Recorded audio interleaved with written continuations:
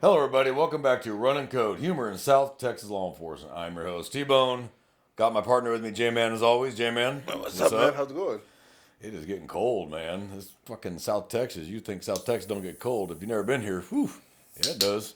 Well, Fucking freezing this morning. oh yeah, it's brisk. It's not brisk enough for me to wear a coat. That's true. Not Yeah, I there yet. don't like wearing coats, but I don't have to. Oh, It's too bulky. yeah. But Too bulky.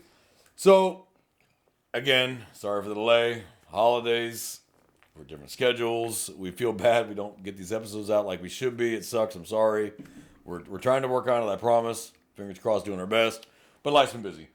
And it's not that we don't want to do episodes for our fans and the people that enjoy listening to us. It's just the real life gets in the way. And like I said, we're not doing this to get paid. So if we were getting paid, it might be a little more on top of it. But if we had Joe Rogan's numbers or stuff, or the Sean Ryan show with those kind of numbers, then yeah, I would. Oh yeah. We'd be a lot more on it. But we do this for fun. We get together when we can. We have some laughs, tell some stories, talk shit, and so that's how that works. But we're hoping everybody's enjoying their holidays. I had a great Thanksgiving. Ate like a pig, so I'm pretty sure I gained 5 Same. pounds. Same. That tryptophan knockout afterwards. And as all cops know, in South Texas, that on Thanksgiving it's quiet during the Cowboys game. During the Cowboys game, once that game is over, then all the shit starts. The domestics, the crashes, the DWIs, all start after the Cowboys game. It doesn't matter if they win or lose. Yep. It's worse when they lose. It's 'Cause they worse really when beat they the crap lose, out of their but yeah. wife, or they break the TV and then throw something at the wife. Yeah, because they pin their hopes on them again, foolishly, I might add.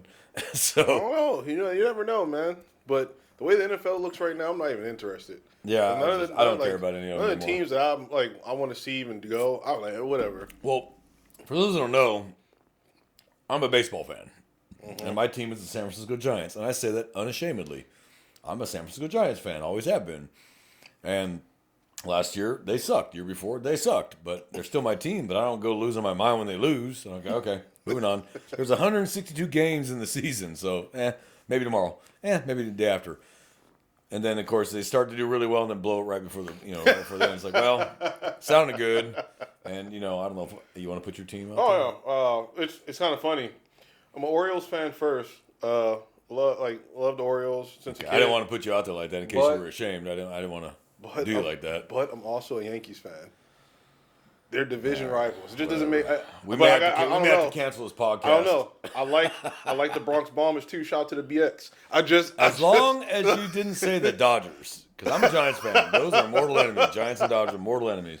We're not, no big deal with the Yankees. I don't have a problem with the Yankees. Actually, I just wish the Giants had their budget, their payroll, so we can just buy good players like Aaron Judge, instead of having to build them from the ground up. Oh, yeah. And then farm them out after 10 years to another team who pays them, because Giants don't have that kind of budget. But you never know. With Buster Posey in charge of president operations, may see some improvements. But baseball is one of those. One or two players can make the difference on your whole team. They really can. Yeah. And if you get a whole team of superstars like the Dodgers, Mookie Betts, Freddie Freeman, I mean, you got all these Max Muncy, you got all these great players on one team. That does make the difference. But sometimes it takes a year or two to really build that talent. You get that really talented rookie, but he's still a rookie. He's going to make rookie mistakes. Yeah. And it takes time to get them playing time. You give them 500 at bats, they get better. You give them field time, give them playing time, and they start maturing. And so it's not an overnight process. But if you buy a Shohei Ohtani or you buy an Aaron Judge, or you buy a Mookie Betts, then yeah, you're going to get a result right away. But some players that play great with one team don't always play great for another team. Sometimes it's just that perfect. You gelled a perfect team together, and you get that one guy who's a fantastic player, but he doesn't fit with that team. Yeah. And so they do trade, and everybody's like, why the fuck would you trade that guy? Well, if he doesn't fit, either personality conflict or just the coaching style doesn't, then yeah, you kind of don't have a choice. Yeah. But doesn't mean they're not a good player. It's just not a fit for that team. So a lot of people, why would you get rid of that guy? Well, like the Angels, like they had to known what they had with Shohei Ohtani. They had to have known what they had. The guy's insane. The guy's, and consistently insane. It's not a 1 year and that was it. Like he's consistently an amazing player. And it's like, why would you not appreciate him for what he is? And maybe it was a budget issue because Angels probably don't have the same funding that the Dodgers have. Or they got draft picks out of it. Something, Maybe like, some hey, we'll farm trade, but players. we want, this. Yeah. Or we want this much in our payroll kind of thing. So Yeah. there's a lot that goes on behind the scenes, and if I pay more attention to it, I could probably answer those questions. But if you're watching us, you're probably not here to watch for sports. So, but before we start, I have a joke for you. Okay. I heard this last week. Don't hate me, but I heard this last week. All right. So, everybody listening? Okay, here we go. A man went to his wife and said, "Honey, tell me something that'll make me happy and sad at the same time." She thought about it for a minute. She goes, "Honey, out of all your friends, you have the biggest dick." Oh, wow. Well, he asked for it. he asked for it. He asked for it. I'm pretty sure it was a pretty unhappy Thanksgiving. Yeah, that probably started the domestic. So that's the joke of the day. I heard that and I about bust out. I about died laughing because that's hilarious. Like, that is good and bad. Happy I can stand tall, but not so happy that you tried them all. Ooh, I'm a poet and didn't know it. Look at that. When women say all men are horrible, you don't have to fuck them all, lady. So today we're going to talk about warrants. We get a lot of misconceptions about warrants. Can't do this, can't do that. This isn't allowed, that's not allowed, this is allowed, you can't do this time of day, so on and so forth. Now when you boil it down to warrants, there's really only two kinds. You got an arrest warrant and you got a search warrant. That's basically what you got at the end of the day, depending on what you're looking for. Time limits, time constraints, how long a warrant's good for, because warrants aren't good forever on a search warrant. You only got so much time to go looking. You can't draft a search warrant and then a year later go execute it. That's not how that works. Right. So you have time frames. And every kind of search warrant has a different kind of time frame on it. Arrest warrants, they last like herpes. They're there forever until they get cleared. Yeah. So we're going to talk about the different kinds of warrants, between the different kinds of arrest warrants, because there are different kinds of arrest warrants as well, and then you have your different kinds of search warrants, and we're going to go over those and kind of peel back some of the mystery that people think, oh, you can't do this and you can't do that. You're not allowed to kick a door in here. You're not allowed to do this, and yes, we can. So, but it depends on the kind of warrant. So the Code of Criminal Procedure in Texas is real clear about what we're allowed to do with warrants, what we're not allowed to do with warrants. And, of course, that's all based off of Supreme Court case law when it comes to warrants, how they can be written, how they must be presented, so on and so forth. So we want to do that today because I hear these all the time, these rumors and legends. I've heard this, you can't arrest in Texas on a warrant on Thanksgiving or Christmas. Wrong. Yes, you can. Warrants are executable 24/7, 365. Mm-hmm. Now, we don't do a search warrant. Okay, let me back up. Time and place. If the evidence is not at risk, we don't need to go booting the door at 3 in the damn morning and get shot by the homeowner. Right. Because he thinks he's getting his house broken into. So, time and place. Can we? Yes. It doesn't matter on the warrant. Like, you have these many days, excluding the date of issuance and excluding the date of return. You got this many days to execute this search warrant. Search warrants. So let's start with arrest warrants. Let's keep it simple and go with arrest warrants, and then let's move over to search warrants and the differences. So arrest warrants. That is signed by a judge or a magistrate that says we are directed to take this person to custody. Mm-hmm. Now, if it's a municipal warrant, that is usually written by a municipal police agency, such as Austin Police Department, San Antonio Police Department, Houston Police Department. That's typically says to any police officer of this agency is what it'll say on that warrant, because that's a municipal warrant signed by a municipal magistrate. Right. That's typically going to be your Class Cs. That's what that is. Those are your Class C city ordinance violations, speeding tickets, tickets that are issued by that agency. Then you have your Justice of the Peace warrants, which are the same thing. Those are typically Class C, but those are written out in the unincorporated parts of that county by either deputies or constables. Mm-hmm. And that's going to be signed by a Justice of the Peace magistrate. And it'll say to any sheriff's deputy or constable in the county of XYZ. Yeah. Bring forth to me this individual, blah, blah, blah, blah. Now, those are not always enforceable. So, like, our agency can enforce the city warrants. Yes, we can. Because we can verify those warrants 24/7 because that agency is open 24 hours a day. Mm-hmm. The JP warrants, or Justice of the Peace or constable warrants, we can't because the constable's office is open. They got banker's hours. Yeah. So no judge on duty after a certain time. We have no way to verify the warrant. Yeah, pretty much court hours. It's court hours. So we don't really have a way to verify those. So all they do is just keep stacking up. So that's typically your Class Cs. City ordinance violations, county ordinance violations, and Class C misdemeanor tickets issued by either a municipal police agency or the sheriff's office. So that's Class C's. Now, does that mean we can't take you into custody? No, we can absolutely take you into custody, 100%. We'll pull you out of the car. Hey, man, you got warrants. Cuff you. Pat you down. We can't search you because you're not officially in custody until that warrant is confirmed. But I can still pat you down for my safety before I put you in the back of my vehicle because I've never put anybody in my vehicle that's not been pat searched for a weapon. Right. Ever. But you're not under arrest. You're just detained while we confirm the warrant. Mm-hmm. Now, if I can take you right down to the city, what I'll do is typically I'll call the city and verify I'm on the phone before I drag my ass all the way downtown, tow this guy's car or girl's car. I'm not going to waste my time doing that. That's dumb. I'll call them like, oh, we forgot to remove it. And that happens a lot. With the city tickets, that happens a lot. They forget to remove them out of the system. All right, man, you're free to go. Take the cuffs off. Drive safe. Now let's talk about criminal. Class B, misdemeanor. Class A, misdemeanor. And then all the felony warrants. State jail, third degree, second degree, first degree, and capital. Mm-hmm. It says on every warrant, to any peace officer in the state of Texas. So, and this is where we start having problems. So, you have, let's say you get traffic stopped by a university police officer, UT or Texas Tech or whatever. They pull you over, and they run you, and you have a felony warrant for your arrest. They're going to take you into custody. Yep. That's it. Yep. It doesn't say to any sheriff's deputy. It says to any peace officer in the state. Know all men by these presents. To any peace officer in the state of Texas. So it doesn't really give you an option. You shall arrest this individual and bring them forth to face my justice swiftly and surely. Mm-hmm. So people are like, oh, you can't arrest me. You're a university cop. Okay, think again. They're a peace officer, and it makes it clear who they want to enforce this arrest warrant. Mm-hmm.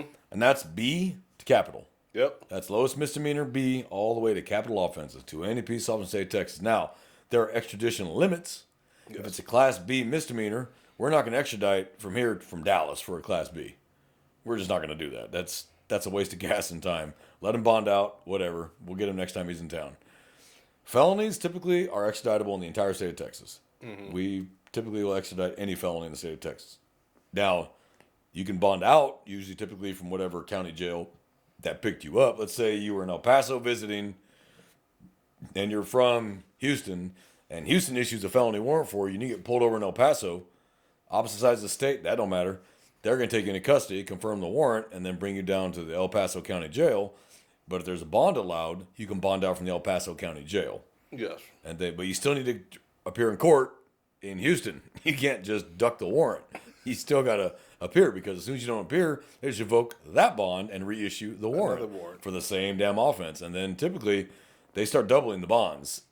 So if it was 2,000 the first time, it's going to be 4, then 8, then 16. It's going to start going up. It's going to get up there. And that's why I have seen a possession of marijuana warrant as high as $25,000, because they kept ignoring it. They bond out and not go to court, and bond out and not go to court. And so they just keep doubling it. When it had gone to court the first time, probably already been long. It probably been dismissed. Yeah. But you still have to be in custody and show up to court to make that happen. Yep. So, it'll even increase until the judge is just like, well, you know what? No bond. They will reissue the warrant for the final time, no bail. Yes. So now you're sitting in the jail, no bail warrant. RWOB, for man without bond. For possession of marijuana. Yeah. It's just like, no. And it's not excessive because you had all these like chances. 5 FTAs. Yes. So that's another question we've gotten. Is like, well, there are some people that are not allowed to have bond, but the Constitution requires bond. Okay, that's true. It does. But certain warrants, and you've blown the chance too many times. Let's say, I'll give you a great example. This is I've seen with my own 2 eyes. You have a protective order, and you violate it the first time. And the judge may put you on a monitor. Like, you don't violate this restraining order. So they'll bond you out, but put you on an ankle monitor. Then you violate it again, and the judge may say, you know what, you're staying in jail now until you go to trial, because you're not learning. Mm-hmm. We gave you a restraining order for a safety reason for somebody, and just twice you violated it, now you're going to stay in jail. So they can do that. And your ass will now stay in jail until that case is adjudicated one way or another, because you're not learning, you're not listening. That's why you see bonds on like capital murder of a police officer. You'll see a bond, but it's going to be typically high, and it's going to be $1 million, $2 million, $3 million, whatever it is. But it's still going to be there. Mm-hmm. So, but let's say you're flight risk. You're super wealthy. You have passports that you get out of country. You have private jets. The judge has to take all that into consideration because the point of a bond is that we take your money and hold it. If you show up to court and do everything you're supposed to do, we will give you back your money regardless of the outcome of the trial. It's still your money. It's not our money. So let's say you post $1 million bond and you bring a cash bond of $1 million to us. And okay, be in court on this date. As long as you show up to court and you do everything you're supposed to do, that money gets returned to you after the trial is over. Whether you're guilty or innocent doesn't matter. It's still your money, not our money. That was just to hold it. But let's say you decide not to show up. You lost all that money. It's gone. You got to start all the way over. You forfeited that bond. So whatever money you did pay is now ours because you didn't show up to court. So that's how the bond system works. Some warrants will say on there, remand without bond, which means you don't have a bond. Now, parole violations typically don't have bond. Oh, yeah. You're staying in jail until a parole officer comes to talk to you and decides whether they're going to continue on parole, violate you, send you back, however they want to do it. Probation warrants sometimes have a bond. I've seen them with bonds. I've seen them without bonds. Yeah. So when it says MTRP, motion to revoke probation, sometimes you got a bond. Most times you don't. But sometimes there is a bond. I've seen like $2,000 or whatever. I'm like, so what's the point?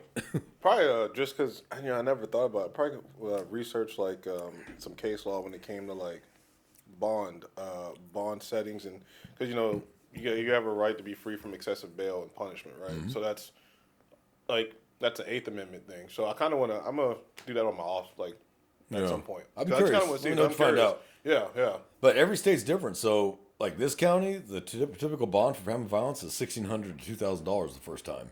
California is $75,000 minimum for misdemeanor domestic. It's $75,000, and I think they require $75,000, and they require 10% up front. 10%, not 5, not yeah. There's a few things California still does do right. Their punishment they don't, but they do some things right. Another question I've had is, what are the limits of arrest for warrants? Let's just warrants altogether. There's no time requirement. They're 24/7. I can arrest you 2 in the morning. I pull you over 2 in the morning. You're going to jail. You're on the way to your daughter's wedding. That sucks, man. But you're going to jail. You got a warrant, dude. You should have taken care of this problem. Now, some people know they have warrants. Like you knew you had court, didn't show up. You know you got a warrant. Some people have no idea that they were even under investigation. They had enough proof. The detectives wrote a warrant based on probable cause because they had 10 witnesses and video footage showing that guy doing it. Then they don't need to talk to you really. They're just, let me just bang out this warrant, and then they enter it in the system. You have no idea it's there. And for people that are like, I didn't know, no one told me. Well, of course we didn't tell you got a warrant. We don't want you running from us. If you don't know, you're probably not going to run. You're going to pull over, conduct the traffic stop, and then roll back, run you. Dan-it. I love that sound. Dan-it. I love that sound. I love that. That's my favorite sound. I'm going to make a ringtone. Dan-it. Dan-it. And pull you out of the car, take you into custody. And I've had people tell me, oh, you can't arrest me because I wasn't made aware of this. That's not how that works. You're not allowed to pull me out of my car. Not how that works. Yes, I can. I don't even have to tell you why I'm getting you out of the car. It depends on how you're acting. I don't need you all of a sudden hitting the gas. Right. So if you're being cool with me, I may just say, step out of the car, come back here and talk to me. If you're being an ass, I'm going to tell you, shut the car off and drop the keys on the floorboard. Or hand me the keys. And then you got a warrant. But you ain't going nowhere now. You're stuck in the car one way or another. You're not leaving. And I'll get other officers if I have to. Now, that's a traffic stop, or let's say it's a consensual encounter or a detainment for a call for service and you have a warrant. We're going to run everybody on scene because we're required to, because that's how we find warrants. Traffic stops and calls for service. Like you may have been the caller calling about your neighbor's garbage can, but you had a warrant. So thanks for calling us here. You just thanks for the stat. Just hook them and go. And I've had people tell me, you can't arrest me. I'm the one that called. Yeah. Okay. Well, it doesn't work that way. Yeah. Or you can't arrest me, it's 2 in the morning. It's after midnight, you can't arrest me. Not how that works. You're fair game out in the street. Now, here's the difference between coming in a house with a misdemeanor warrant versus a felony warrant. Misdemeanor warrant, I can see you standing in the window staring at me, and I can't kick the door in. It's a misdemeanor warrant. But if anyone else opens the door that lives there, I'm free to come in. You live there and you open the door. I just can't force entry on a misdemeanor warrant. There's a way around that. I can go downtown and get a search warrant for you. Be like, I know he's in the house because I saw him looking at me. Judge will sign it. I'll come back and be like, now open the door. I'm going to break it down because now I have a search warrant. Right. Now I can make a forced entry to come get you. So I will tell him that. You realize I'm coming back with a warrant. I'm going to break this door out of the frame.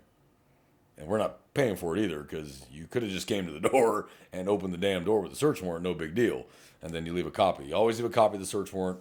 in the coffee table or somewhere they're going to see it. But you have to leave them a copy. This is precisely what I was searching for. Blah blah blah. So misdemeanor warrants, I can't force entry on a house. Car is a different story. You don't have the same level of privacy in a car. Yeah. I can break your window and drag you out of the car. If I can say, oh, that's him, based on the mugshot, that's him.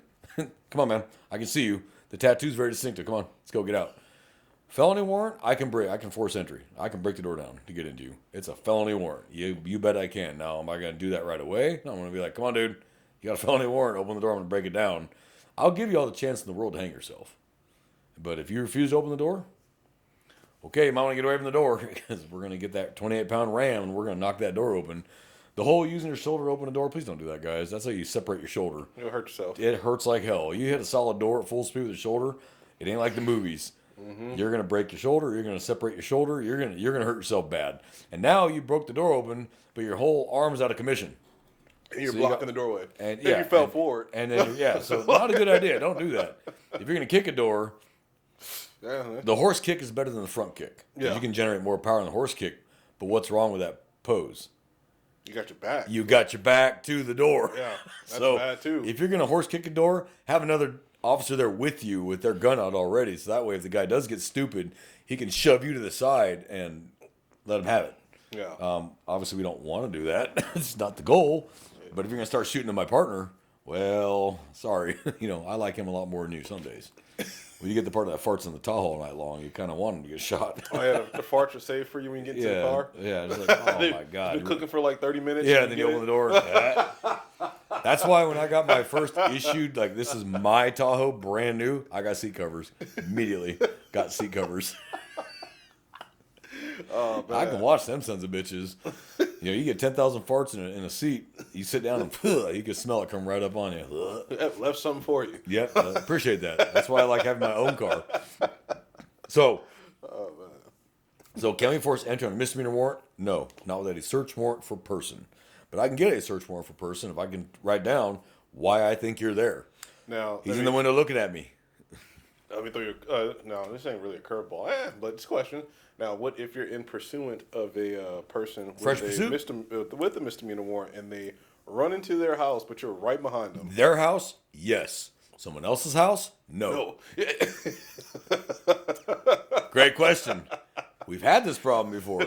If you got a felony warrant, all bets are off, period. If you have a misdemeanor warrant and you run into your own house and I'm right behind you, I can follow you right through the door. It's fresh pursuit. Absolutely. I saw you go in there, so yes, I can follow you. If you run into someone else's house, we can't just go barreling through the door on a misdemeanor warrant. We have to get permission from the homeowners to come in and get you. Some homeowners are like, yeah, come on in. And we're like, we're not getting involved in this. Others like, nope. And they shut the door and you're like, fuck. A lot of officers don't know that and they just break the door. And then they arrest the homeowner for interference. Like, you can't. It's not the guy with the misdemeanor warrant's house. It's this other guy's house. So you have to have permission from the homeowner or an adult in the house to let you in that lives there. So there's caveats to the misdemeanor warrants. But felony warrant, that's fair game all day long. If you're looking for a guy and you go to a friend's house because the neighbor said, oh, he lives over, his buddy lives over here. He might be over there. And you go look in the window and you see your wanted suspect and you have a felony warrant for him, that's different. Yes, you can. You can. I'll just keep it short. Yes, you can. You can break the door now. You see him, it's a felony warrant. We try not to do that because obviously the person's house he's at is not involved. We're still breaking people's property. Mm-hmm. As fun as that is, this guy's not involved in it. So, but can we? We have. And have I? Yes, I have. I'm like, dude, I'm going to break your door for your friend. Like, we're coming in this house one way or another. Like, come on, man. Like, don't even break your door down, please. Typically that works. Like, we're going to break the door. We got units start pulling up. Guys start putting tack gear on. I'm like, we're not kidding. The guy gets out with a ram, starts walking out the door. I'm like, we're not kidding. And typically they'll open the door. Like, come on, man, don't make us do this. And I found him hiding in the attic. I remember a guy that was hiding in the attic. We sent the canine up in the attic. And the dog and him locked asses. And then they fell through the ceiling onto the kitchen table. The dog right on top of his ass on the kitchen table. This is his friend's house? This one was his house. Oh, but that's where he was hiding. I'd be so pissed as a friend. Yeah, but we've had him hide in friend's house in the laundry, under the bed, in the closet. They try to go out the window, and of course this time we have officers surrounding the house. So we have them at the AB corner, the BC corner, the CD or the CD corner and the DC corner. They're waiting for you to come out of a window. Oh, there he is. Don't ever break in the door. He's going out a window, and then we'll take off after him because we're not interested in that house. We're interested in him. Right. Question I've been asked: what if you arrest somebody on a warrant? You come in the house to arrest him, and you see contraband in plain view. That's fair game. That's fair game. We had a legal right to be there, which means anything illegal in plain view is ours now. Does not mean we can start searching. We can't start opening doors and opening dresser drawers and opening closets. We can do a safety sweep, looking for a person to make sure we don't get backshot, but we can't just start searching the house. Yeah. So, scenario, misdemeanor warrant. Wife opens the door and lets us in. Legal? Yeah. 100%. Yeah. She's half owner of the house. They're married. She can give us consent to open the house.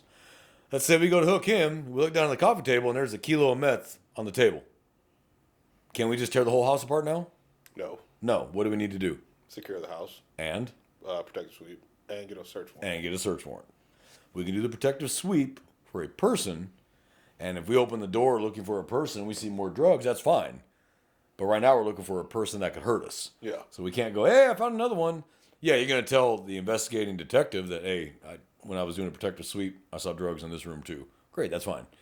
We already have the legal probable cause now to search the house, to get a warrant to search the house. We have the probable cause to do it. But we're going to get a search warrant because a house has the ultimate expectation of privacy. Yep. So we're still going to be like, oh, what you got? When you test it, make sure it actually tests positive for the drug we think it is first. Not just like rock sugar. Yeah, it comes out Bisquick, and you're like, okay, we're still going to test it, and then once it tests positive, the detective's going to go downtown, bang out a search warrant, give it to the judge, and explain why we had the legal reason to be in the house to begin with, to see what we saw, and I've never had a judge say no to that. Yeah. Because I had every legal right to be in the house. Mm-hmm. So now we're going to search the entire house. Anywhere drugs can be put. Yeah.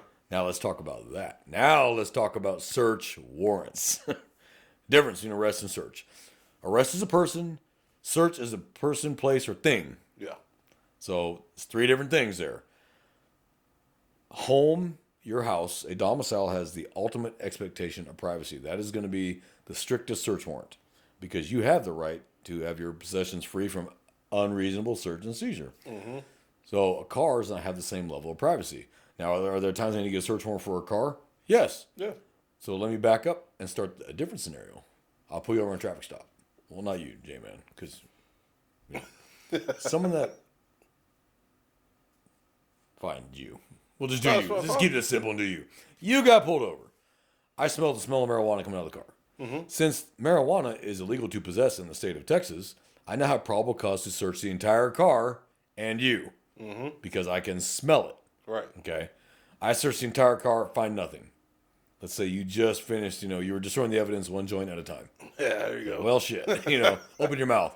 I want to see if you got green leaves and you swallowed the shit. Now I got your ass for tampering with evidence. Now I got a felony. Dumbass. It was a class B that would have got dismissed. Now it's a felony for tampering.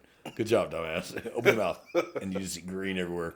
You open, picture, Now, let's say...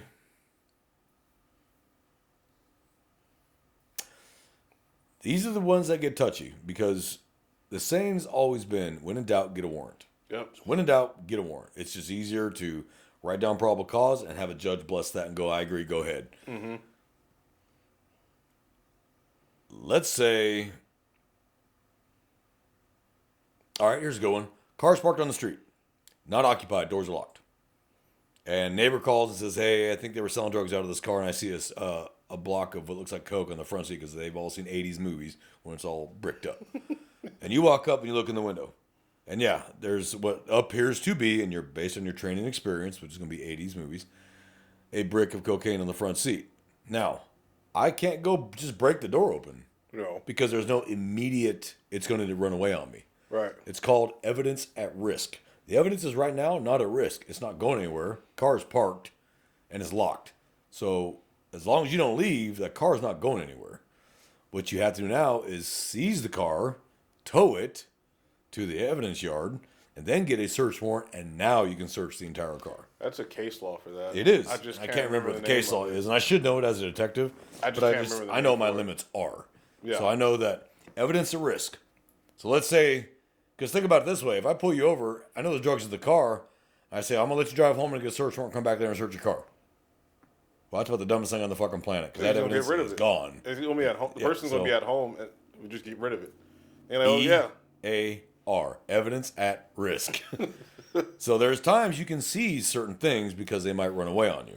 Mm-hmm. I had a case when I was a patrolman, and the guy was stalking his ex. She put up ring cameras. She had cameras all around the house. She called us and said that he put a game camera in the tree facing her front door. So one of those hunter-style game cameras, but this was a really expensive one. It had the remote access, had the 5G card in it, so he could access it with his phone, watch it all times. Really expensive one, and it blended really well with the tree. It took me a minute to find it too. Like, that's a good ass camera. Like it really, But she couldn't be home for several hours. But she saw it on her ring camera right before he tore the ring camera off. But the ring camera still uploads. Mm-hmm. So she had it. She called us. So it was like 2 p.m. She's like, I can't be home till 4 though. Well, now I got a problem. I can't sit there for 2 hours on this camera. There's other things I have to do. But what can I do is the first thing I did was go remove the batteries so that he no longer has access to it because I know he can see me. I don't need him erasing the footage, and more than likely he has the remote capability to erase the data card, the SIM card. It's like, oh hell no! So I went up, yanked all the batteries, and then I pulled the chip out of it. Now I can't legally look at the chip because now it's not at risk. So I got possession of it, so I need to get a warrant for it. So I called CID. Hey, this is what I got. I got stalking. He came over again today. Like this is like the 15th call we've had on this guy coming over here, and he's a million telephone harassment calls. Like this guy's stalking her. That's what he's doing. And then he destroyed her ring. He yanked her ring doorbell right off the door. And she showed me the video later. Like you can see him walk up. He's adjusting the camera, pulling out his phone, adjusting the game camera, adjusting it. Like he's standing there till he gets it just right. Then he walks up, looks right at the ring camera, and tears her out the wall. Like, oh, dude, we've had you the last 10 minutes setting up this game camera. Like, what are you doing? So I pulled the chip and I put it in an envelope and I sealed the envelope. And I called the CID sergeant and said, hey, I pulled the chip on it. Of course, he flipped out. I said, well, it's evidence at risk. If I leave, come back, this guy's going to come back at the camera itself, or he's just going to remotely erase it, and the evidence is gone. That's evidence for felony stalking. I took it. I've got it in my possession. It's not going anywhere. So there's no evidence transfer, custody issues. I'm holding the evidence, but I took the chip out. So I knew I was right. That CID sergeant was just a jackass. He's no longer with us, so I can say that now. He was a jackass. You were a fucking jackass. So I took it. Problem solved. She finally got home. I went over there. She showed me all the rest of the ring camera footage of him setting up the game camera and stepping back, and we was with his phone, adjusting the views and stuff like that. Easy money. And so CID wrote a stalking warrant for him. They got a search warrant for the chip, and they went and reviewed the chip, and you see him setting it up. And then they sent a subpoena off to the phone company that has the SIM card so they can pull that too. And they wrote a search warrant or an arrest warrant for his arrest, and I knew where he worked. And it's a very large company with many, many thousands of employees here. And I went right to where he worked and head of security. I met him at the front, and we drove all the way to where he worked. And I hooked him right there on the line. Turn around. Come here, man. You're under arrest for stalking. But I couldn't just look at the chip because there was no exigent circumstances. right. Now let's say she's missing. And we believe she's a risk. Let's say the neighbor said, yeah, he grabbed her. She was struggling through in her car and drove off. That's an exigent circumstance. We could do that. Yeah. We could justify that a life is in danger if we don't get this info right now. Because it's a kidnapping. Now we yank it out, plug it in immediately. Yeah. But we better justify everything we did on a report, which we can. We can do that because we don't know where she's at, alive, dead, what's he driving, what's he wearing, what's she wearing. We need that information right now. So we can do it because there's an exigency there. There's an emergency situation. You don't think you can make the argument that he's acting in loco parentis? No. Not for kidnapping. Not for kidnapping. But let's say it's a criminal mischief. Okay. Where he slashed their tires. Right. Is there an exigent circumstance to us getting that footage right this minute? No. No. No. Because it's property. Yeah. It's property that's not leaving. The car is not going anywhere. It's got slashed tires. Right. We don't need. So exigency is the name of the game, but you have to actually articulate and justify what exigency is. Like, I can't go through your phone unless, and again, here's this exigency requirement. Let's say the neighbor someone got you, someone that knows you, recognized you, saw you kidnap a child. Right. We found you. We don't find the child. Give me your damn phone. Right. Like, I'm going through it. Now, hopefully it won't be locked, but more likely it's going to be locked. Yeah. You know, but if it's not, then I can start going through it. Like, where's this child? Now, once you locate the child, I cannot continue going through the phone any longer. Right. I now have to get a search warrant to complete going through the phone because the exigency is over. So, yes, there are times you can violate based on exigency. Let's say I look in the windows of a house and I see drugs on the coffee table. No one appears to be home. I don't see anybody. House is quiet. It's had that, empty feel versus somebody's inside the house. Because you can tell that as a cop, you can just kind of feel it, Right. There's a brick on the coffee table. But nobody's in the house. I can't boot the door and just take the coke.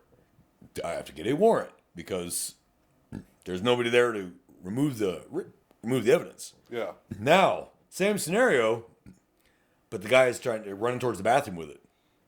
Oh yeah. That's I'm booting the door now because that's evidence at risk. Destruction of evidence. It's destruction of evidence. So now, yes, I'm going to boot the door. I'm going to go after him, get him into custody, stop him from destroying the evidence. But I still need to get a search warrant to check the rest of the house. Yeah.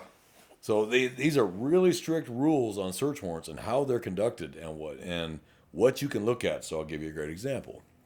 I know there's cops listening to this going, really? Yeah. And you don't really learn it until you become a detective, which is a problem for me because you should know this as a patrolman. Problem is some agencies are very protective of that. Like, no, detectives do only certain things. Patrolmen don't. They still need to know. Compartmentalize, yeah. Yes, they still need to know how this shit works because the patrolman's going to break the door because he sees the brick on the coffee table, no one's in the house, because he didn't know that he couldn't do that because he's like, that's a felony to possess it. So and the first thing his supervisor is going to ask is, why'd you break the door? Mm-hmm. Don't you know you need a warrant? And he'd be like, no, I saw the drugs, and that's felony. I could recognize it for what it was. No, he can't. So I don't agree with that. Only detectives need to have that knowledge. No, everyone needs to have that knowledge. You're a peace officer because you can't get into court and say, well, I didn't know that because I'm not a detective. You're a peace officer. That's it. You're expected to know. So that sucks when they tell a jury, ladies and gentlemen, the jury, this is Police Officer 101. How does he not know the Fourth Amendment? You're like, you look like a jackass. But is it true? Yeah, it's true that your agency didn't teach you this because you didn't need to know it in their eyes until you became a detective. Yeah. That's jackassery at its finest, and I don't agree. So, no. So, now, let's say we get intelligence. There's a stolen motorcycle at that house. Ooh, this sounds very similar to case law. This one is a case law. Yeah, I just can't remember the name of it. See, it's just like, it sucks. I need to write these damn things down. Yeah. But let's I know say exactly what you're talking about. That's right. But let's say you get intel. There's a motorcycle, stolen motorcycle, right? On the search warrant, you have to be very precise about what you're looking for in a search warrant. You can't do fishing. You're not, let's see what else I find. You have to put, I am searching for this specifically based on this is why I'm looking for it. This is what I was told, what I observed, wiretaps, or whatever the hell you got the information. You got to put on the warrant. It's called the Four Corners. Inside that affidavit, which is where you write your story, put why you're looking for it and why you believe it's there. And you have to be specific about what the hell you're looking for. Right. Great. So let's say I'm told there's a 2011 Dyna White Glide Harley Davidson red in color in that house. So I'm going to put in there. I was told there is a stolen motorcycle Harley Davidson type Dyna White Glide 2011 red in color. I'm being very specific about what I'm looking for. Okay. Now, the law does allow for wiggle room because even registration doesn't always have the right color on it. We've seen that before where it will say a car's white and the car's black. Yeah. So, but the VIN number is what matters. Mm-hmm. Now, judge signs it. Yes, you may look for this stolen motorcycle that you believe is there based on probable cause, and you swear on oath that everything is true and accurate to the best of your knowledge. Yes, I do. Okay, sign it. All right, warrant signed. Make a copy for the homeowner. Go out there. Try the doors first before you go boot him in. Let's see. Oh, it's unlocked. And you go to kick the door and you find out it's unlocked. I'm not saying I've ever done that. I'm just saying I should always check. Just check. Just check. Go check the back door too. Check the doors first. There might be a windows open. You know what I mean? Like, let's cause the least amount of damage. Okay, and there is case law to that too. We don't cause excessive damage for fun. Right. Okay, because when it goes from necessity to for fun, your agency's going to pay for the fun. Oh yeah. The necessity we're not going to pay for, but you're going to pay for the fun. Oh yeah. So check try to pull the garage door up. Try that first. Try the avenue route. Fine, it's locked. Bang, break it open. If I'm looking for an 800-pound Harley Davidson that is about 8 feet long, stands about 3 feet tall, and is about 1.5 feet wide, I cannot go opening dresser drawers and jewelry boxes. And, I cannot. I can only look in spaces where a motorcycle would fit. Now, people don't realize that. Because you'll see them start opening drawers. I'm like, what are you doing? We don't. It says on the warrant, we're looking for a motorcycle. So close that. So I can look, of course, in the garage, living room, bedrooms, because you can wheel a motorcycle to a house. We've found motorcycles in bedrooms. That's insane, but yeah. But they've done it. You can look in the backyard. You can look at any structure as long as you put it on the warrant, any structure on the property that could contain this item, we're allowed to look in. So if we got a workshop over here and a shed over here, yeah, we're going to look in there and there too, because you can hide it in there. It's just inside the curtilage, which is the legal property line. We can look anywhere as long as it's on the warrant. Okay. Mm-hmm. Now, let's say, though, I want the keys to this motorcycle. I can add on the warrant and any keys that operate this vehicle. Yeah. How big's the key? Fit in your pocket. Fit in it. A Harley key is that big. It's like that big. Mm-hmm. Now I can look in any single place that a key could be hiding. Yeah. So that now means dresser drawers, nightstands, jewelry boxes, kitchen drawers. Yes, now I can, because it's on the warrant. I'm looking for something that size. But look at the motorcycle first. Make sure it's not just stuck in the side in the actual key ignition. All right. And then you're saying, oh, it's right here. And you're like, my bad. So we booted the door. There's the motorcycle. If we see nothing else in plain view that would give us any further reason to stay there, anything else illegal like drugs or anything like that, you got what you got. Get the bike and get out. Get out. Yeah. That's it. You got what you're looking for. There's no reason to keep looking. You found it. Now, if you're doing the protective sweep and you find another room that has 3 other motorcycles in it, you need to run those. Those you can run because you already have probable cause. You have reasonable suspicion they may be stolen because this bike was stolen. Mm-hmm. Okay, let's make sure these aren't stolen because it's someone's property. Right. So, yeah, we got to run these VIN numbers. Oh, they're all 3 stolen. At that point, we're probably going to get a warrant now to search the entire house. Right. Okay, what else is in this house that's stolen? Mm-hmm. But I have the reason and I have the probable cause to write that affidavit for what I'm looking for. That's how that works. Now, let's say we got intel that a gun used in a murder. We'll use that because I've actually ran into this. I've had this scenario. All these scenarios I'm giving you, I've actually had. So that's how I know what I can and can't do. A lot of us learn through trial and error. Yeah. You were told by a judge, don't even think about it. I can't do that? No. And I feel like a jackass because I didn't know that. And I had to learn it. So that's when I started actually reading Code of Criminal Procedure on warrants. Arrest with warrant, arrest without warrant, search with warrant. I started, I should probably read this. It could behoove me to know this because I have to testify to it in court. Yeah. I wrote the warrant. I signed it. That's mine. I'm the one who answers to that warrant. So, and we'll talk about consent in a minute. Please remind me to talk about consent because there's a world difference between consent and a warrant. So, let's say I get intel. Hey, the murder weapon is in that house. I saw it. He showed it to me. He said, I shot that bitch with this gun. Okay. We're going to put in the warrant all firearms, all ammunition on the warrant, and anything else that's contraband in plain view. We're going to say that we're going to add that sentence on the warrant. Judge reads it. If she doesn't sign it or says, take that off, I'm not signing it. Okay. We'll just go remove that and bring it back. Now, how big's a bullet? Oh, yeah. Especially depending on the caliber. Every nook and cranny. I can tear out walls. I can pull out plumbing. I can do anything I want to do to find any ammunition. Now, doesn't mean we take sledgehammer and start beating all the walls in. Okay, we're not doing that crap. Okay, can we? Yes. But again, necessity, fun. Okay. Can I go in the attic now? You bet I can. And that's typically where a lot of people hide shit is the attic. So it's usually look up the attic access and just look and see if it's been moved. Because most people haven't opened that damn thing, if ever. You can see, oh, that's recent dust has been moved. You look down on the ground to see if any stuffing has fallen from the damn attic onto the ground. And like, yeah, this got opened recently. Pull it down and then look and see if it's been disturbed. Yeah, let's go up there. Put your gun, please. People hide in the attic. Pull your gun, do a protective sweep of the attic, make sure no one's in there, and then look around. That's where I find guns. I found them in the attic. I found them inside mattresses. I found them in the weirdest places, in a cookie box in the kitchen, next to the other cookie boxes. It's like, You pull the box and, oh, that's cookies. Ding, ding, ding. What the fuck? Gun. I've seen it. So people hide shit in the weirdest places. We're going to look. We're not dumb. This ain't our first day on the job. We search. We're thorough. Do we always catch everything? No, it happens. I mean, some people are just that good at hiding shit. You're just like, wow, I didn't find it. And then you find out later through a wiretap or a jail call that it was right in this place. Like, fuck, you got to get a new search warrant, go back out to the house and see if it's there now. And hopefully it didn't get taken, in the meantime between the arrest and us listening to the call and getting a warrant. Let's say we get consent. So let's talk about consent. You can have consent to search a phone, search a car, search a computer, search an iPad, search a house, search a business, search a garage. You can get consent to do all that. Has to be the owner or whoever is legally responsible for that property. So let's say you're renting a house. The owner, okay, there's a caveat to this though, and I need to be real careful because people are going to mishear me and go, yeah, the homeowner can do it. Hold on.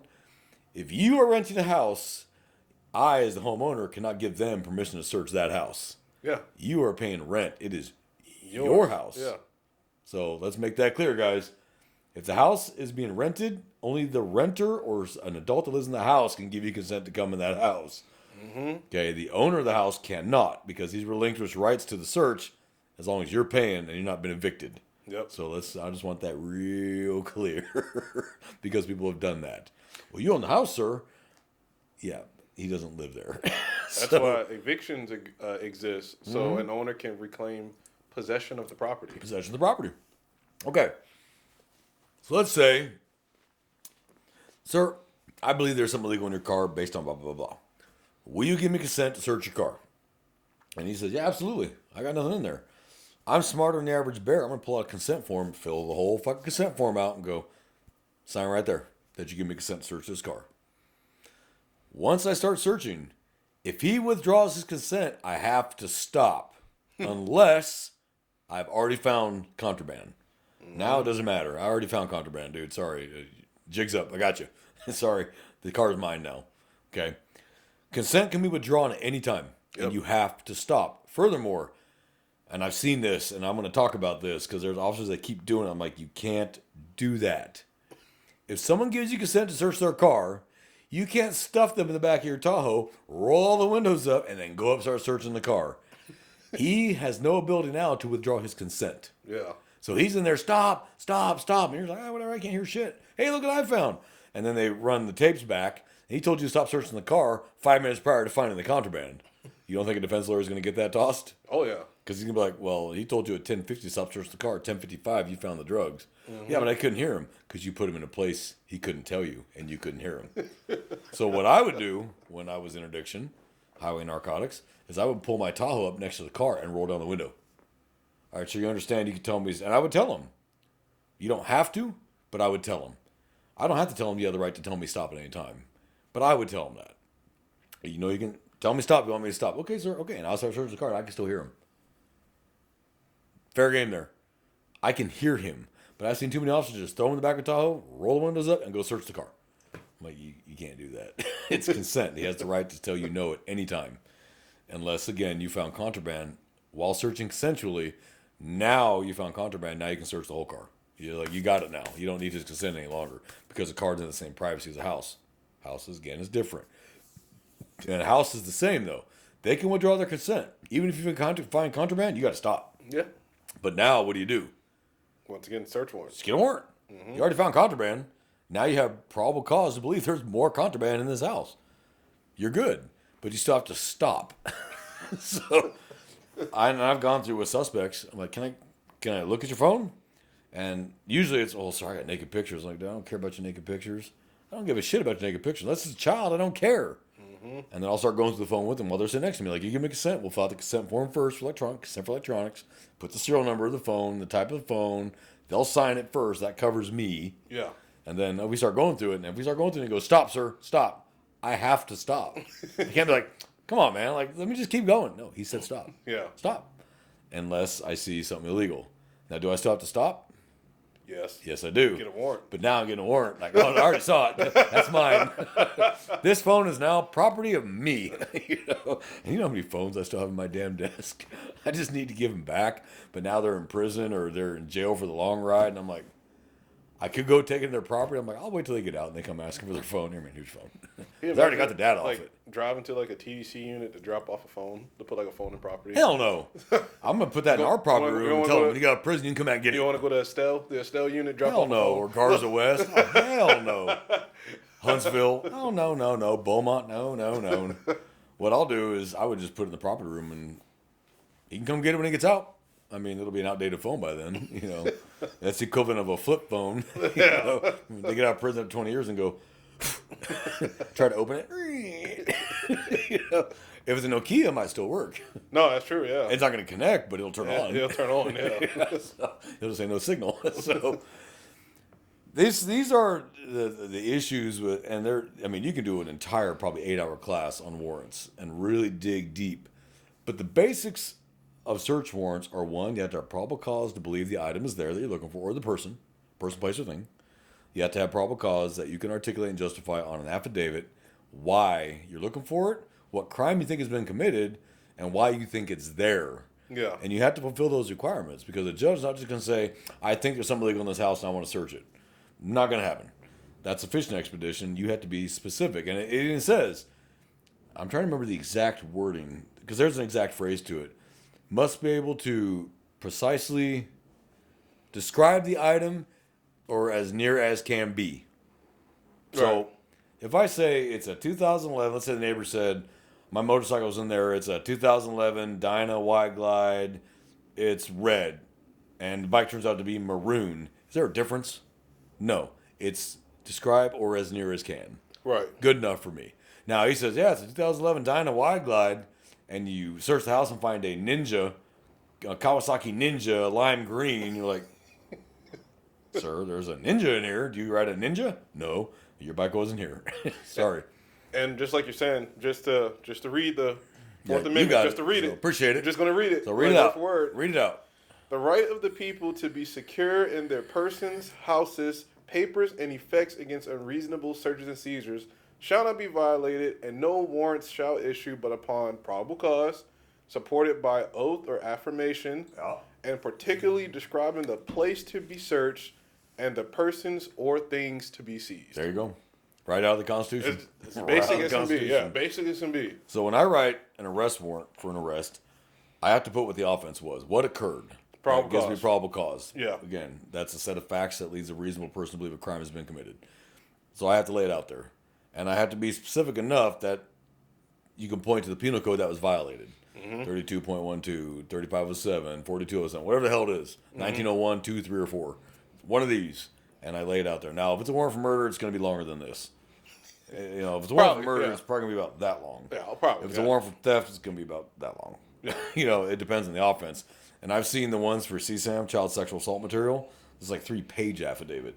Oh, yeah. About why serious. and where they think it's there and what led them to that conclusion, because those are usually far-reaching. Child sexual assault material is usually electronic. That's usually what it is. Very rare is it paper anymore. It's actually electronic. So you may start on this computer, and then you got to this computer, and then you got to this computer, and you have to put in that affidavit what led you to believe it's on this particular item. And you have to lead that out, whether that's the IMEI on the phone, the serial number, whatever the hell it is, conversation you saw by text, whatever the hell it is. So those are usually not overnight investigations. CSAM investigations are months because you're getting search warrants for iCloud, search warrants for Facebook, search warrants for Instagram, search warrants for the phone itself, search warrants for AT&T, search warrants for MySpace, you want to go back that far. Whatever the hell platform it is, these are not overnight things. So search warrant for phone records. So when I send a search warrant to AT&T, like, hey, I need all calls to this account in the last 2 months, they're going to send it to you, and it's page after page. You got to learn how to read. Was that an outgoing call, incoming call that didn't connect, call that was sent to voicemail by the phone holder, blah blah blah. And those codes are all on there. You can learn how to read them. First time I had to read one of those, I was like, what the fuck does this shit mean? And then I finally figured it out. I had to find the help me guide that actually came with it that I didn't realize came with it. It was a whole separate PDF. I was like, what's this? Click. Oh, God damn it. There it all is right there. This code means this, and this means this, this means this, this means this. So you learn. Basically, that's how you learn. The first time I had to do a tower dump, good Lord. So for those that don't know what a tower dump is let's say I believe you were in the area at this specific time when the murder occurred.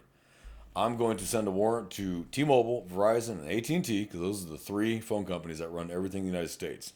Singular, PCS, Mobile, all that crap falls under AT&T, Verizon, and T-Mobile. Those three have the actual monopoly, and everything else is a subsidiary. So I'd have to send a search warrant to those three companies and say, and what you do is there's a website we can go to that shows us where all the cell towers are in that area. These cell towers, I need the data dumps from that tower from this time to this time on this date. All phone calls made. Don't forget, detectives, that's every iWatch, iPad, vehicle GPS, vehicle, phone, anything that puts out a cell signal. That's not just phones. That's all that shit. And then you have to manually go through each number. If you're in a super congested area like, say, downtown Austin, downtown Houston, downtown San Antonio, it's going to be pages and pages, hundreds of pages. If you get out in the rural area, you may get lucky. Might not be so many. I solved a hit and run with that because I got the tower dumps for that. I said, I want just the tower because I knew it happened within this 10-minute block. So I sent T-Mobile, Verizon, AT&T a tower dump warrant and said, I just want for this area for 10 minutes. It was like 2 pages. Now, that's a hell of a lot easier. Now, given because of the data that you're asking for, right, how scrutinized does a warrant like that have to be because you're getting user data? It doesn't. It's the same PC. It really isn't. Oh, okay. You just got to put in there, why are you asking for it? And then you got to do a warrant for each individual company. And the affidavit's going to be the same because it's the same thing I'm looking for from all 3 different companies. But I have to do one for AT&T, one for T-Mobile, one for Verizon. Okay. And the judge, and it has to be a district court judge. Now let me talk about that for a minute. Not all judges are created equal. Sucks, but true. If I want a search warrant for your car or your house, I don't need a district court judge. Any magistrate can do it because the house is not going to drive away into another county. The car is in this county. We're good. The car is right there. We have the car. If I want to search a phone, if I want to search the infotainment system on your car, I want to search your iWatch. Those items can and do leave the county you are in. Now you need a district court judge to sign that. So that's different. So there are, again, not all judges are created equal. District court judges are the highest in the county you're in. Magistrate's usually the lowest. That's going to be usually a retired judge or somebody who's making a little extra cheddar on the side or whatever, or associate judges, whatever the hell it is. So you got to know what kind of judge you need for what kind of warrants. Anything electronic is probably going to need a district court judge. Anything that's physical, like a house, a car, magistrate judge is fine. You can do that, and they'll sign it. Okay, no problem. Judges, we love you. I do what? Judges, we love you. And we do love our judges. I get along great with our judges. I may not agree with every decision they make, but they're the judge, I'm not. They have the law degree. They got the 20 years on the bench. They're the judge. They make the rules, and I just say, okay, even if I don't agree with it, I'm not going to argue with the judge because you're never going to win that fight. You're never winning. You're never going to win. In fact, you're going to lose twice as much because then you're done pissing that judge off, that he's going to pick up the phone and call your chief of police or your sheriff and complain very loudly and piss in his ear, and he's going to piss in your ear. And it's going to be a waterfall of shit coming down from that judge all the way till it lands on your head and splatters everywhere. So best not to piss off judges. Now, have I had private disagreements with judges in their chambers? Yes, I have.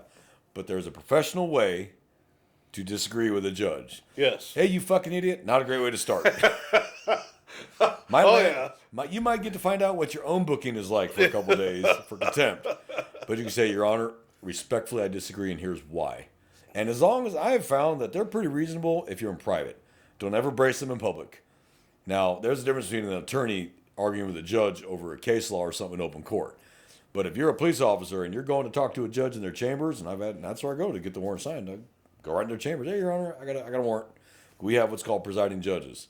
Presiding and an alternate. Presiding judge is the one that has been elected for that week. He'll be the one that signs warrants. If he's not available, then you can go to the secondary. If the secondary is not available, then just find any district court judge that's willing to sign it. I'll go right to their office. Hey, Your Honor, just, do you mind? I got a search warrant. Yeah, what you got? Come on and have a seat.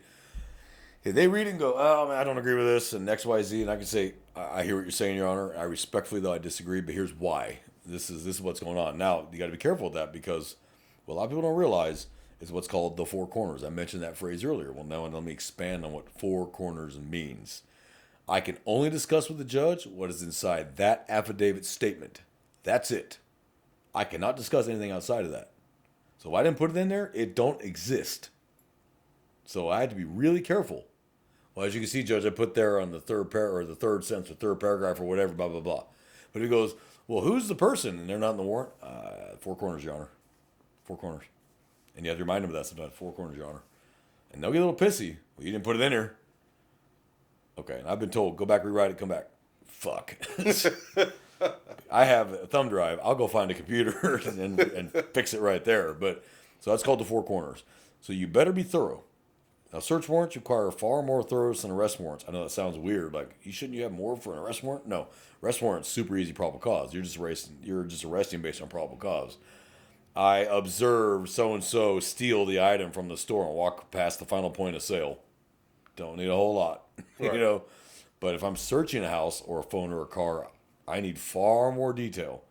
I can't be like, I saw in the front seat, look at this. No, I need a little more than that. I got to be as detailed as I can be. But again, it can only be inside those four corners. So I have to disagree with judges, respectfully and politely. But, Your Honor, I disagree. Politely, sir, I disagree. Respectfully, I disagree. And here's why. And I'll tell them, this case law says X, Y, Z. And you can have that debate, but you're in private and you're respectful about it. Judges will respect that. But if you pop off at them, they're still human and they're a judge and they're used to getting their way. And they're going to shut down you right then and there and be like, get out of my chambers. Yeah. So I'm not signing this. Fuck. You can either go judge shopping, hope you find a different judge, or just go back and fix it and then go to the presiding judge because he's already pissed you now. Just go to the presiding judge now or the alternate judge. But I've had judges stop a trial to sign a warrant for me. I don't interrupt them on purpose. I'll step in. I'll see they're in session. I'll just sit there and wait. But the bailiff will see me. I'll just make, warrant. I'll just mouth to them warrant. And they'll let the judge know, hey, he's got a warrant. All right, let's take 5. Hey, detective, come on up. Hey, ma'am, how you doing? They'll, stop recording or what is it? Off the record. Take 5, everybody. 5-minute recess. And hey, ma'am, sorry. I'm so sorry, everybody. Now you're the star of the show. Everybody's staring at you. The jury's staring at you. Everybody's staring at you like, hey, everybody doing?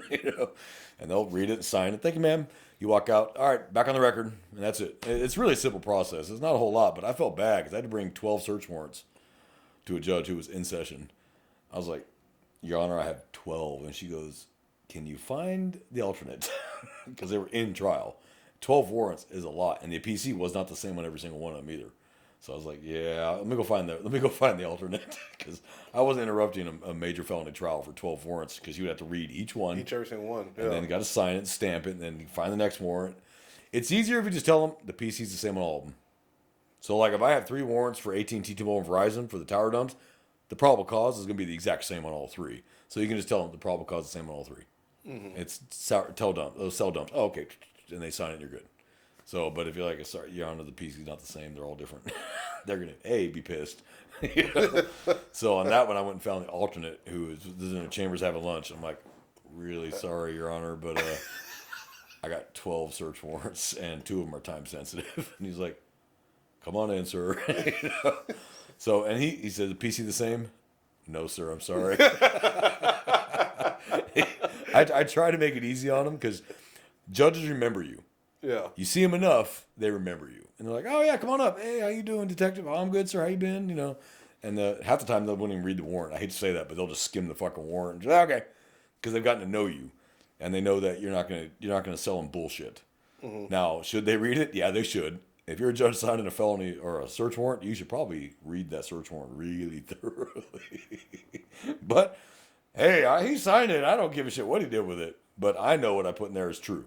Right. Because I'm never going to lie on a warrant. Because the first time you do that, you're fucked. Every case prior and every case after, you're fucked. Because they're going to bring that up every time. You lied once, and if you're not on the Brady list, somebody got lucky and didn't get on the Brady list, defense lawyers are still going to bring that up every chance they get. So you lost all credibility. So if you don't know, you don't know. If you don't have the information, you don't have it. Don't guess, don't make it up, don't bullshit it. You don't have it, you don't have it. It's not worth it. It's not worth it. It's just not. Look, we had a saying, we didn't get him today, we can get him tomorrow. Because remember, they got to get it right every single time. We only got to get it right once. So as a criminal, you can't fuck up at all. I just have to get you eventually one day. Yeah. And I win. You got to get it right every fucking day. I don't. Mm-hmm. So that's what I told people. I was like, hey, you didn't get him today. You'll get him tomorrow. That's true. So that's really warrants in a nutshell. And actually, I didn't think I would have that much. And it just came, oh, yeah, don't forget this and this and this. That's most Subpoenas are most kind of your a, wheelhouse. subpoenas are kind of a different story. Subpoenas are a little different. You got subpoenas to appear in court to testify, or a subpoena to produce an item like a ducus tecum, which is paper. Mm-hmm. You know, bring a journal, bring something. Although I think now ducus tecum also now applies to foams. Mm-hmm. And then you got subpoenas to bring evidence. So if a company has video footage of an offense, I can just send them a subpoena, and they can either bring it to the grand jury or just email it to me. Mm-hmm. Typically, we just send them a link for Axon. They just email it to us. Appreciate it. Have a great day. If they refuse that, then I'll get a search warrant. And then I'm going to go to the business and tear their hard drives out. And now they have these nice missing hard drives in their business where their cameras used to be. So it's easier just to give me the footage because I'm going to cost you a lot of money because you don't get the hard drives become evidence. Right. Now I'm keeping them until the end of the trial. That could be 2, 3, 4 years depending on the offense. Yeah. Those are my hard drives now, not yours. And anything on those hard drives is admissible, period. Mm-hmm. So if I go through your hard drives and start seeing that you as a business are muling narcotics or human smuggling or whatever, all admissible. You fucked up. Instead, just give me the 10 minutes of footage I asked for. I'm going to take it all. Mm-hmm. And then anything I see is mine. And then I'm going to start passing it out to the DEA, the ATF, the FBI, whoever the hell wants it. HSI, here you go. And they'll be like, you got a warrant? Sure did. If you're really smart, and what I do on my warrants now, any case I think might become federal at some point, maybe, it'll say to any peace officer, sheriff's deputy, and I'll add, or special federal agent. And I will add that on every warrant so that now they automatically can get it. They don't have to go get their own warrant. I added them on mine. Oh, okay. So I did that with the bank robbery I had. I knew it was going to stay state, but then the ATF was telling me they wanted to take it because it was linked to something else. So I added on every single warrant in the entire case. I wrote 85 warrants on this case. To every single warrant to any peace officer, sheriff's deputy, or special federal agent. Now I've covered the entire gamut. They don't have to go get their own from their own federal judge. They got mine. And any fruits of mine is admissible for them too. Right. So Okay. is it still anyway without the special federal agent? It is, but you don't want to add that doubt. So just add it. Yeah. Like, it ain't gonna hurt nothing. Yeah. And one more thing on search warrants. If I'm going to seize a car from out of the county I'm in, I need a district court judge because I'm leaving the county. So I'm glad I remembered that. Let's say you found the suspect vehicle to a homicide, and it's in the next county over. I have to get a search warrant signed by a district court judge because I'm leaving the county. Okay. So that's not a magistrate. And I have to have code of criminal procedure. This is for the detectives in here. Texas detectives. Code of criminal procedure, chapter 1810. I have to add that in the warrant because it's going out of the county to seize it and bring it back to your county. You have to add the 1810 paragraph authorizing it to be taken from that county and brought back to your county. Okay, so district court judge, 1810. You got to have it. And that's for a thing, not a person. That's an arrest warrant. That's just has the same verbiage. But a search for a thing, 1810 and district court judge. So that's how that works. All right. So Okay. I did one all the way, and we're 3 hours from Houston. I had to seize a car in Houston. I had to do all that. I had to get a district court judge, had to have the 1810 filled out, and then I had to go all the way to Houston, call Houston PD, meet me there, please. They met me there. I knocked on the door. Owner said, I'm taking the car. Give me the keys. Here's your copy of the seizure warrant. Keys. When he gave me the keys, tow truck came. Tow truck followed us all the way near there. Put it on the tow truck, brought it all the way back to San Antonio. Problem solved. So that's how that worked. But I had to have that 1810. Okay. So if you don't have that 1810, you voided it. So if the judge reads it and goes, wait, you're going where? You're missing something. Oh, crap. So now, little lessons I've learned is every single go-by I already have peace officer, sheriff's deputy, or special federal agent, and I add 1810 on every warrant I got. So automatically I just add it. I just put it on there. So it's always there. And I just know today's a magistrate, tomorrow's a district court judge based on what I'm doing. But the verbiage is already there. Because it's not going to hurt you if it's there and you're not going out of county. Who cares? But it's already there, so I don't have to worry about it. So that's kind of how that works. So that's the down and dirty on warrants, whether they're arrest or search, misdemeanor or felony, person, place, or thing, location. Just remember that warrants, arrest warrants can be served at any time, 24/7, 365. There is no time out of Thanksgiving with your family. Nope. That's warrants loves Thanksgiving because that means you're at mom's house. And they're just going to go right to mom's house, go looking for you. And we've arrested many a person and walked out with them and a chicken wing or a turkey leg. Sorry. Thanks, Mom. Appreciate the food. And it's funny, the moms will feed you after you just arrested their son. They'll still make you a plate. God bless South Texas. Thanks, Mom. Search warrants, you have a time frame to execute that search warrant. So if the evidence is not at risk, 3 in the morning is not the best time. Right. Because you don't need the homeowner hearing the door come crashing open and coming out with a gun because he thinks he's being robbed, and then you plug him or he plugs one of you. So when and where, guys, the reason, what is the reason? Why do we need to execute it right this minute, right now? What do we have? Obviously, it was for life and death. Yeah, right now, this minute, get everybody going. Like, we're going to do what we got to do. Now, one quick note, no-knock warrants, yes, we can do no-knock. But the way we typically do it is we say who we are right as we're crashing the door in. Because especially if we think the evidence is going to be at risk. Right. Or life is going to be at risk. We're going to get that door open now and get in there one way or another. And we're probably going to use distractionary devices such as flashbangs to start breaking windows and toss them in to distract you while we get that door open and get in. So but that's a whole different ball of wax. That's a SWAT thing. We tell them what we need and they go do it. And I need this guy. If he's in bed, drag him out here in handcuffs, please. And then whatever other evidence you see, hold what you got. So that's warrants, arrest and search, and subpoenas a little bit. So I hope I've given knowledge to, because some agencies, they don't have detectives or they let patrol officers handle this stuff too and write warrants because the Code of Criminal Procedure in Texas, it says you have to be 21 and a peace officer to write a warrant. That's all it says. Mm-hmm. But some agencies have policies about who's allowed to write warrants. Right. Blood warrants are the caveat to that. Anybody can write a blood warrant, period. That is a search warrant, though. That's still a search warrant because you're searching a person's blood for evidence of an offense of DWI or some DWI offense. Right. So, but everything else, check your policy before you start writing warrants because it may turn out your agency says no. It's got to be a detective or it's got to be a sergeant or whoever it's got to be. So just check. But if not, this should be good knowledge. Re-listen to this episode a couple times if you're not sure. If you're not sure, read Chapter 18 of the Code of Criminal Procedure on warrants. The information's in there. It'll tell you when you can, who has to sign what. It's all in there. The Code of Criminal Procedure is about that thick, and it's thick for a reason. Mm-hmm. Read it. You need to know this stuff because you can't use I didn't know in court. They won't accept it. You're a cop. You should have known. Do you know a book this thick by heart? No. But they're going to tell the jury, well, they're a police officer. He should know this book. Okay. That's also the agriculture code, education code, family code, health and safety code, business code, tax code, real estate code. Like, no. I'm interested in the penal code, health and safety code, family code, and the code of criminal procedure. And the traffic code, sorry. Yeah. That's it. Those are the only codes I need to know. I don't care about business code because I'm not dealing with businesses. The only thing I do with business is when I go in there with a warrant. And that's Chapter 18. Yeah. So, we hope you all enjoyed today's episode. We're going to have some more coming out. We're trying to get them all put together. If you have ideas of what you want to hear about, please email us at runnincode2023@gmail. That's runnincode@gmail.com. Don't put the G in running. It's runnincode@gmail.com. Runningcode2023@gmail.com. Or leave a comment on the videos of something you want to hear, something you want to see, something you want clarification on, an idea for an episode that you thought might be great. Check our previous episodes. Make sure we didn't already do one concerning that subject because we've had that happen already, and that's fine. Nothing wrong with that. We did have one email from a fan. I'm going to paraphrase it, and I'm not going to put his last name out there because he's an active duty officer, but we do appreciate him. So, gentleman's name is Paul. So, Paul, if you're listening, appreciate you writing. We got your email. So he became a cop later in life. This has been, we had the episode of some people join later in life. Yeah.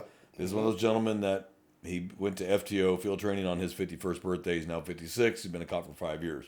He's probably doing just fine. Oh, yeah. Honestly. For sure. I'm not going to put in all the details because we're not going to put his personal information out there. But he's enjoying himself, and he found those episodes to be helpful. So, Paul, thank you for listening. Thank you. More to come. If you send us an email, if you don't want your name mentioned, tell us that. If you don't want us to put what agency you work for, tell us that too. And we won't put your business out there. I'm smart enough to know that you probably don't want that info out there unless you tell me specifically. So if you don't, I'm just going to assume you don't. I'm not going to put your name, your last name out there in your agency. I'm not going to do that. Mm-hmm. If you tell me something really embarrassing, we're going to talk about it and laugh about it. But you chose to write us, and well, it is what it is. So that's all I got today. Subject of warrants, search, seizure, and arrest. There's a lot of bad information out there on TikTok and Instagram, what we can and can't do, and it's almost all wrong. So I wanted to actually, you hear it from the horse's mouth, however you want to put it. There you go. Hear it from a detective who writes these things, routinely writes search warrants and arrest warrants and seizure warrants. I had to learn very quickly, and trial and error is a big one. But honestly, I wish I'd known a lot of things I said today before I did it. Right. So I had to learn them the hard way. So I'd rather you heard it from me, and then you do the knowledge. And again, agency policy, check your policy. Don't go, well, T-Bone said, well, T-Bone don't work for your agency. So pull your policy and read your policy and see what it says about issuing warrants, arrest, or search. Most agencies, it is going to be detectives. But some agencies are so small that the patrol officer handles everything. Mm-hmm. And that's great. Nothing wrong with that. That's how you learn. So by the time you do put on detective stripes, you've kind of already been doing it. And now you just got to learn a few extra things, how to prosecute and how to write a prosecution guide. And that's a whole different ball of wax. And I can't wait for the day I promote to sergeant. I never got to write another prosecution guide ever again. But everybody's got to take their turn. It is what it is. So, J-Man, do you got anything to add? Nope. Well, for everybody out there in South Texas and the rest of the world, our brothers and sisters in arms especially, please be careful. Watch each other's backs. Educate yourself. Knowledge is power. It protects you. It protects you from doing something stupid, and you can't use that in no later. So you get education, read case laws, read books.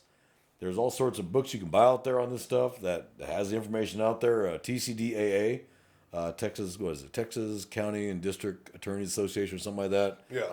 But they have a lot of great books that paraphrase this stuff and boil it down to really readable, manageable portions. I have them all. They're great. I got a whole section at my desk. And I pull out that book on penal code, read it, or pull out that book on DWI investigation, or whatever it is. Great resource. Mm-hmm. The books are a little pricey, but you got to invest in yourself in this job. Yeah. And if you ever get questioned, you can pull that book out and go, I got it from this book right here, which is a published entity about how this stuff works. So, and you're covered. You're good to go. As long as you can point to where you got the knowledge, you're good to go. Yep. So, everybody be careful. Everybody be safe. Please tune in for the next episode. Please watch our episodes. Please leave us emails. Please leave us comments on the videos. If they're racist, we're going to delete them because that's just stupid. If you say something dumb that we think is funny, we're going to talk about it because we don't care if you don't like us. We really don't.